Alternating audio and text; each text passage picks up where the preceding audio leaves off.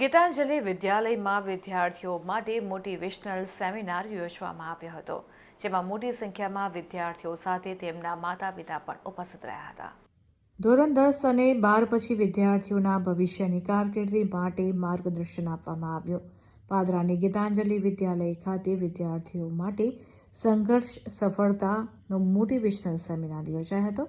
કાર્યક્રમની શરૂઆત દીપ પ્રગટાવીને કરવામાં આવી હતી. કાર્યક્રમમાં પાદરાના ધારાસભ્ય ચૈતન્યસિંહ ઝાલા સહિત પાદરા નગરપાલિકા પ્રમુખ મનીષાબેન પટેલ, પૂર્વ પ્રમુખ મયુરધ્વજસિંહ ઝાલા સહિત ગીતાંજલિ વિદ્યાલયના ટ્રસ્ટી જશભાઈ ગાંધી, સંચાલક હિરેન ગાંધી તથા કૃણાલભાઈ ગાંધી સહિત ગીતાંજલિ વિદ્યાલયના પ્રિન્સિપાલ જયભાઈ સોલંકી વગેરે ખાસ ઉપસ્થિત રહ્યા હતા.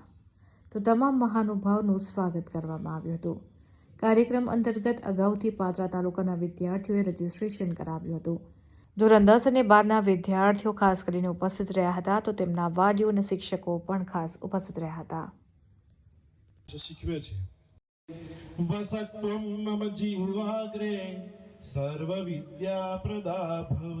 જ્ઞાનની ઘાટે માં સરસ્વતીની નિકટ આવ્યા છીએ ત્યારે હેત પ્રેતથી હળી મળી ગડીને ગીતાંજલિ વિદ્યાલય ખાતે આગામી ધોરણ 10 અને 12ની બોર્ડ પરીક્ષા માટે જે વિદ્યાર્થીઓ પરીક્ષા આપવાના છે તે ત્યાંથી ગમે તેને ઊભા કરીને એટલું ધ્યાન રાખો તો સારું છે.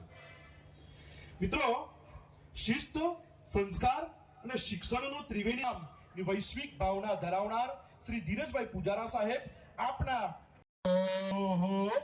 સૂર્જો અજાયત ખાદગ્નેરજાયત. આજરોજ પાદરા મુકામે ગીતાંજલિ વિદ્યાલય, જે વિદ્યાલય સતત વિદ્યાર્થીઓના હિતમાં કામ કરતી આવી છે, એવા મારા મિત્ર ટ્રસ્ટી સાહેબ શ્રી હિરેનભાઈ અને કુનાલભાઈ દ્વારા આયોજિત એક સરસ મજાનો પ્રોગ્રામ સંઘર્ષ સફળતાનો, જેમાં હું Ashok Gujjar, youth motivation speaker, અને મારા મિત્ર એવા ધીરજભાઈ પૂજારા, અમે બંને મિત્રો આજે વિદ્યાર્થી અને વાલીશ્રીઓને માર્ગદર્શન આપવાના છીએ. આગામી 10 અને 12ની જે બોર્ડની પરીક્ષાઓ છે એમની તૈયારી કેવી રીતે કરવી, તેમજ 10 અને 12 પછી વિદ્યાર્થી કઈ ફિલ્ડની અંદર કારકિર્દી બનાવી શકે એવું સુંદર મજાના પ્રોગ્રામનું આયોજન થયું છે. અને લગભગ 2000 કરતાં પણ વધારે વિદ્યાર્થી અને વાલી મિત્રો આ પ્રોગ્રામનો અત્યારે લાભ લેવાના છે. તો પાદરા મુકામે આ એક સરસ મજાનો ઇનિશિયેટિવ ગીતાંજલિ વિદ્યાલય અને ટ્રસ્ટી મિત્રો દ્વારા લેવાયો છે. ખાસ કરીને આજના યુગમાં હું જનરલી એવું કહેતો હોઉં છું કે વિદ્યાર્થી નહીં પણ ખરેખર તો વાલીઓને કાઉન્સેલિંગની જરૂર છે. કેમ કે એક કોમ્પિટિશનને એક અલગ સ્ટેજમાં રેટ રેસ તરીકે લઈ જાય છે.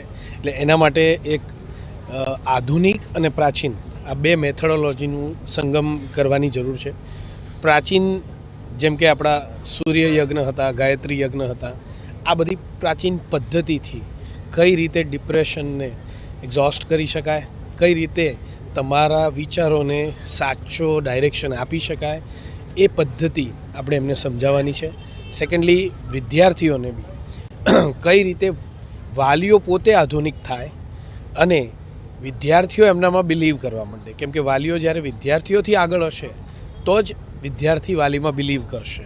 એટલે કઈ રીતે વાલીઓને આધુનિકતામાં લઈ જવા, કઈ રીતે એમને AI શીખવાડવું, કઈ રીતે એમને શીખવાડવું કે ટેકનોલોજીના જમાનામાં એ લોકો બી એક ટેકનોલોજી લેવલ મેન્ટેન કરે તો વિદ્યાર્થીઓ એમનું ડેફિનેટલી માર્ગદર્શન લેશે અને આપણે પછી કોઈ બીજા દેશમાં જવાની જરૂર નહીં પડે. Thank you. ગીતાંજલિ વિદ્યાલય ખાતે આગામી ધોરણ 10 અને 12ની બોર્ડ પરીક્ષા માટે જે વિદ્યાર્થીઓ પરીક્ષા આપવાના છે તે શાંત ચિત્તે સારા આયોજન સાથે પરીક્ષા આપે તથા એમને અનુકૂળ વાતાવરણ વાલીશ્રી પૂરું પાડે એ હેતુ સાથે આજરોજ અમારા આંગણે સંઘર્ષ સફળતાનો જેવો ભવ્ય મોટિવેશનલ સેમિનાર કરવામાં આવ્યો છે. તેના મુખ્ય પ્રવક્તા શ્રી અશોકભાઈ ગુજ્જર તથા ધીરજભાઈ પૂજારા, જેઓએ આજે વાલી તથા વિદ્યાર્થીઓને સારું માર્ગદર્શન આપી અને આ સેમિનારનું આયોજન કરેલું હતું અને આયોજન સફળતાપૂર્ણ પૂર્ણ કર્યું.